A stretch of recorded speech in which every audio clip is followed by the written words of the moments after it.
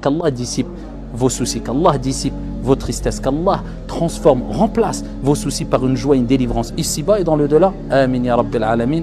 Lorsqu'Allah aime des gens, eh bien il les éprouve. Si tu es éprouvé, c'est qu'Allah a pensé à toi. Si tu es éprouvé, c'est qu'Allah veut te purifier. Si tu es éprouvé, c'est que tu peux surmonter cette épreuve. Si tu es éprouvé, c'est qu'Allah Azza wa Jal veut te voir dans son vaste paradis si tu patientes, car le paradis pour les patients, quand les gens rentreront au paradis, les serviteurs d'Allah subhanahu wa ta'ala, eh bien il leur sera dit et ils seront accueillis ainsi. Les anges diront Salamun alaykum bima sabartum.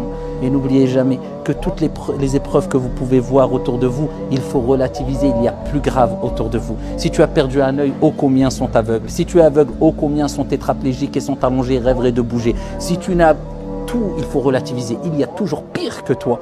Et demain, tu riras de tes épreuves d'hier. Et combien de fois quand on discute entre nous et on se remémore des graves épreuves qu'on avait eues à 5 ans en arrière ou 10 ans en arrière, on en rit quelquefois. D'invoquer Allah et surtout dans ta prière, le moment où vous êtes le plus proche d'Allah, comme le prophète alayhi salatu wassalam a dit, c'est lorsque vous êtes prosterné, akthiru du'a kama qala al-Mustafa sallallahu alayhi wa sallam, augmentez les invocations, wallahi wa rabbil Kaaba, quand tu lèves tes mains et que tu pleures pour Allah subhanahu wa ta'ala et que tu n'en peux plus, eh bien c'est à ce moment-là que la délivrance va venir. Ne désespère jamais de la miséricorde d'Allah.